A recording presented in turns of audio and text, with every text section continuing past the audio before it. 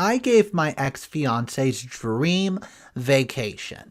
It was paid for, and I gave it away to her sister, and I did it all just to be petty. I met my ex's sister in high school when she started dating my best friend. During our senior year, she got pregnant and they married soon after. After high school, I joined the military. I served 6 years before getting medically discharged. X and I started dating, and I got a good job that would have me leave a couple times a month, up to 10 days at a time. While doing some last-minute wedding planning, a text from her sister popped up asking, quote, "Have you told OP about what you did with her ex-boyfriend? If you don't do it tonight, I will tomorrow." I asked her what was that, and she tried to play it off. I kept pressing her and said that during her bachelorette party, she ran into him, but nothing happened, and it was an obvious, blatant, flat-out lie.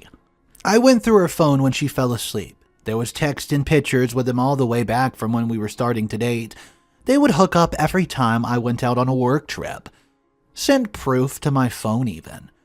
I woke her up and kicked her out and ended the relationship right away. She did the cheater script. I told her, "Stephanie, you look a lot like her ex-boyfriend," and showed her one of the screenshots of them together in my bed. She starts to cry and I gently got her out the door. I canceled all wedding plans and needed some help calling guests to inform them the wedding was off.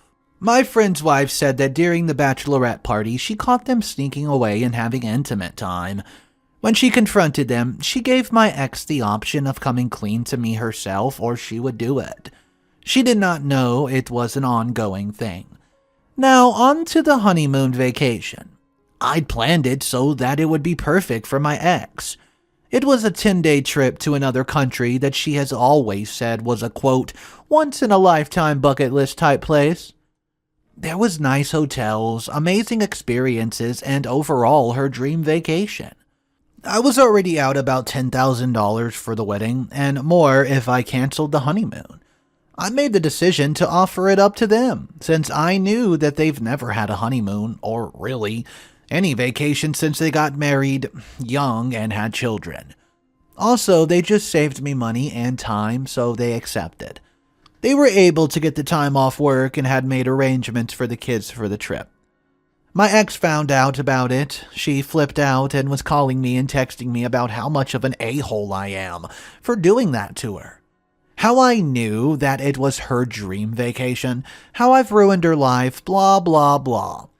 I got messages from her friends and some of families that she's lied to and blaming me for the breakup. Her ex even texted me saying that I'm not a real man, and then threatened me. She must have went there last night as she shouldn't have my number. I've not responded to them at all. But am I the a-hole for giving my cheating ex-fiancé her dream honeymoon to her sister and my best friend? What's up everybody, Mr. Reddito here. I hope you're enjoying your day. So we do have an update for this story. The verdict on the first post was not the a-hole. Mostly all the comments were saying how OP is not the a-hole in this situation. But let's jump into the update and then we'll see what's really going on. Funny thing about me, I could be in a war zone and still have a calm head. But in the situation of the night, I was an absolute mess. I just wasn't thinking when you get a bunch of messages telling me off from people I thought cared about me. It just threw me off. It threw me for a loop. On the bright side, I get regular checkups because of my job. Blood work included, but I went and got checked specifically for anything sexual and all was negative. I followed some of the requests and got a restraining order on the AP for the threat. And it pays to have good connections with local law enforcement, I'll tell ya. But y'all were right. I didn't really have to do anything for the truth to come out. She ended up going to her sister's place the night after she found out about the honeymoon, banging on the door demanding all the trip information. When she got denied, she went absolutely berserk. Screaming, yelling, eventually detained when the neighbor called the cops. Found out that during her fit, she confessed that she was just using me, never loved me, and she admitted sleeping around behind my back. Did I mention it was on camera? Doorbell cam for the win. They even posted it. I ended up getting messages from the family apologizing, but none from her friends, so I sent them screenshots of the messages and a PG-safe photo. Messages also included her talking crap about most of them. That was the icing on the cake. After that, the affair partner showed up, right to my house, trying to break in and, quote, talk to me. He was absolutely drunk. I lightly self-defensed him and carefully detained him. Police came and he was arrested. I also have camera with audio, assault, attempted B&D, and for defying ARO. So she lost most of her family, friends, and spent the night in jail, and her affair partners going straight to jail. I was also able to set up a contract for a month, which comes with bonuses and getting out of the country. Hopefully, my mind will be right when I return. Also, my friend and his wife will be left today for the trip. I was able to get some of the more personal details out of the trip changed into their name. I also paid for the hotel to put a cheap camera and a note that said, "Remember to making lasting memories and document the journey." So let's just read a few comments from this one. Comment 1 says, OP did a ton of work to take the trash out. He sent the proof to friends and family. He got the cops involved. He did a great job. I'm glad OP sent his friend and his wife on that trip. Well, I could imagine his ex burning up like fireworks after hearing about that piece of information and watching her absolute dream vacation burn to shreds. So let me know what you think about this revenge/petty story. Drop your thoughts down below, guys. The second and final story of the day is titled this: Am I the a-hole for not having my niece be the flower girl at my wedding? Hey, I'm bi. Hence the name. I'm a woman, and the person I'm engaged to is also a woman. This is relevant because my sister Amanda hates both things. She and her husband John are both, well, homophobic.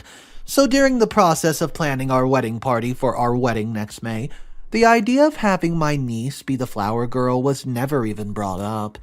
Instead, we pretty quickly chose my fiance's little cousin for that role. My sister found out that her daughter is not going to be the little flower girl and is absolutely livid. She insisted that my fiancée Jane had, quote, forced me to choose her cousin over my niece, that my niece was the obvious choice and I should change it ASAP. You may say, why not just have the two flower girls? Well, I suggested that as a compromise to Amanda, but she hates that idea too. The main issue I have with making my niece the flower girl is that I can't be sure she'll even be here. To be honest, I didn't even know until recently if they would even be coming to the wedding at all. Still not sure, honestly, because their tolerance level fluctuates on who they've been around, and even if they did, I would have assumed they wouldn't want their daughter a part of it. Who knows is everything will be fine leading up to the wedding, and then the day of Amanda and John just decide to not come. I know, I sure don't. Somehow my sister has gotten my parents on her side, and my mom says I'm just being bitter, because I wasn't invited to my sister's wedding. I'm pretty sure that's not it, though I was hurt at the time to not be invited. Part of me still upset about it, yes, but I don't think I would try to punish my niece over it, which seems to be what my mom's trying to imply. What's up, everybody? Mr. Reddito here. I have an interesting update for you. This update came out 2.5 years later. It was posted on February 5th, 2023. Let's see what's going on. A few years ago, I posted this about my sister making a fuss about my niece not being the flower girl at my wedding. No one asked her for it, but I wanted to share this update anyways because you guys really helped out a lot. So, I took a few people's advice about having both my niece and my then fiancé, well, now wife, cousin being the flower girl without letting my sister know where the two would be. The day of the wedding, and only my sister and niece show up. Brother-in-law was nowhere to be seen. My sister was a little surprised about the two flower girls, but then surprised me even more by talking about how having two was such a cute idea. My sister was super sweet all through the reception, and I felt like I had my old sister back, which was so nice. We have a chance to talk in a way that we hadn't in years, and we spent a little time going over the whole flower girl thing. And my sister was embarrassed and apologized. Well, without getting too much into things, my sister left my brother a few months after our wedding, and she confided in me that part of her decision came from seeing how differently my wife interacted with me and our family members when compared to her husband. Basically, ex-brother-in-law was not a good person to my sister, and oh boy, that's an understatement. And she's much happier now. She likes that she was at the reception, like my old sister, who was full of life and caring and sweet and an absolute awesome mom. But the biggest reason why I wanted to share this update was because my sister and I have had a long talk since the wedding and the whole flower girl ordeal. All of it stemmed from my ex-brother-in-law and his a-holeness. He did plan on causing a scene by not allowing my sister or my niece to come to the wedding. Apparently, it was like a 3-hour flight before my sister was able to leave for the ceremony. The biggest surprise came when we had a long talk after her divorce started. Me and my sister and my wife and my sister kept asking a lot of questions. Most of them centered around us being women who are bi or attracted to women. The next night, my sister came out as bi to both of us. 3 weeks after that, without knowing our sister came out, our younger brother came out to the family as pan. Anyways, I just wanted to thank everyone for their advice and their kind words. I have my best friend and sister's back. I'm so very happily married to the most awesome woman in the world. And I get to go with my best friend, my awesome wife, and our super cool pan brother to Pride this year. Things get better, and it's okay to give people a love chance. Alright guys, so in the comment section, it was just a bunch of people talking in positive comments, which was a good thing. It was saying how, hey, this story really helped me out because I've been in the same position as well, and this story really helped me see the light. So guys, let me know. What do you think about this story? I'm 27 male and have a beautiful wife, Amara. Anyways, on to the situation at hand that happened a week ago.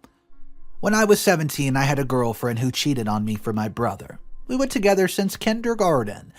Even though our relationship was fake in elementary and middle, we decided to make it official in high school, but after a year of making it official, my brother tells me that she and him were seeing each other behind my back.